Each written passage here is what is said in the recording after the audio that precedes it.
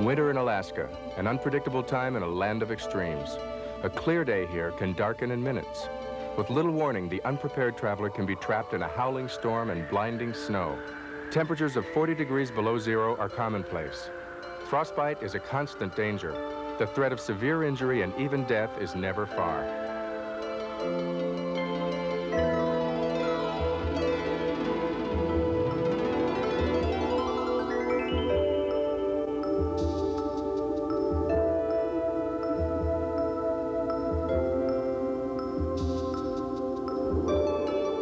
This is an unlikely time and place for a marathon sports event. Here in Alaska, in the winter, you have to play for keeps. But for some people, that's the whole point.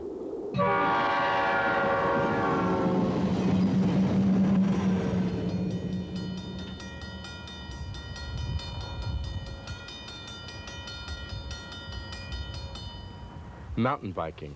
Off-road riding on sturdy multi-geared bicycles has given rise to a number of competitive events. Nels Johnson and training partner Mark Fries log hundreds of miles throughout the winter preparing for the greatest bicycle challenge yet devised. Over 200 miles through the icy Alaskan wilderness, a race dubbed the Iditabike. I'm Nels Johnson, and I'm a resident of La Crosse, Wisconsin. By profession, I am a railroad engineer. By hobby and enthusiasm, I'm a mountain biker. Competitive mountain biking is a grueling sport, a punishing activity even for riders in their prime. Yet, at 41 years of age, Nels Johnson still cannot resist the challenge that the Iditabike presents.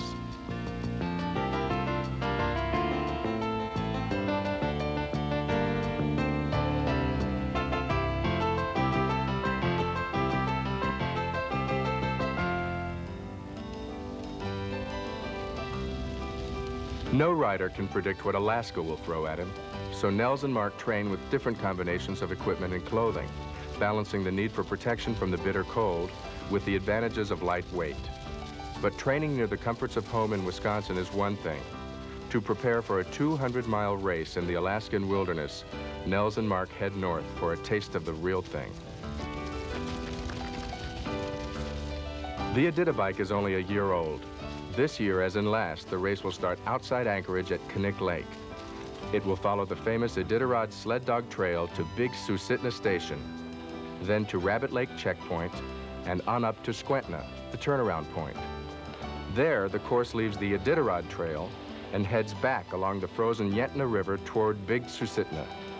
The final leg of the race retraces the Iditarod Trail back to Knik Lake, a total of over 210 miles.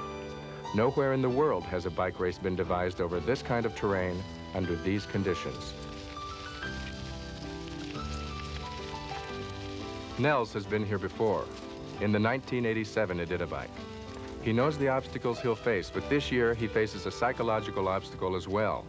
In '87, he was forced out of the race at the last checkpoint, 40 miles from the finish line.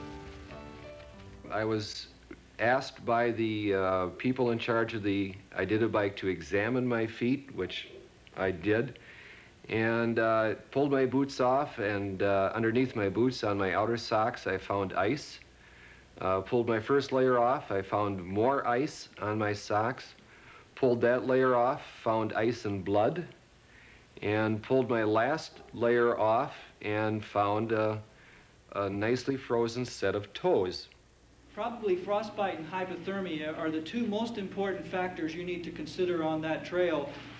What we've found on the issues of frostbite... Dr. Bruno Kappas of the University of Alaska has conducted extensive research on the effects and treatment of frostbite. Hydration. His lecture is mandatory for anyone setting out on the Iditabike. And frostbite. What frostbite is basically is a result of poor circulation in the extremities or a lack of moisture. When you constrict the blood to the center of the body, you have very little moisture in the extremities, and it's similar to being freeze-dried is what is happening. And the worst thing as far as the care and the treatment for frostbite is to freeze your extremities and then thaw them out on the trail and then refreeze them. That's the worst thing you could do. This also holds true that if you are hypothermic, it's best. We certainly want you to be rewarmed as soon as possible, but whenever you're in the field, it's a real threat if you rewarm somebody and there's a possible threat of them getting hypothermic again. You want to keep hydrated, keep plenty of fluids in you on a regular basis, and then hopefully you can avoid the problems of frostbite.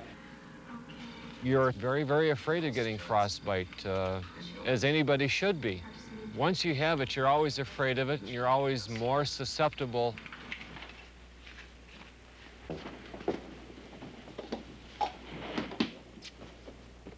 The night before, you always have the jitters, but you've done all the preparations that you can do, and you're ready to do it, and you just want to get a good night's sleep because it's going to be the last one for a while, and you want to have a good meal because it's going to be the last one for a while, and then you just get up and go do the race. Well, I guess this is it. It is off to Iditabike, All right. 1988. Good luck.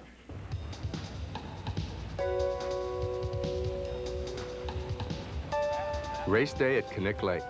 Temperature about 25 degrees, skies overcast. 47 men and 5 women representing nearly every region of the United States make up the field. Each racer must be self-sufficient with 22 pounds of food, water, and survival gear, and must take a mandatory 6-hour rest somewhere along the course. In this, the race's second year, practically everyone is a newcomer. One big exception is Dave Zink, the 1987 champion.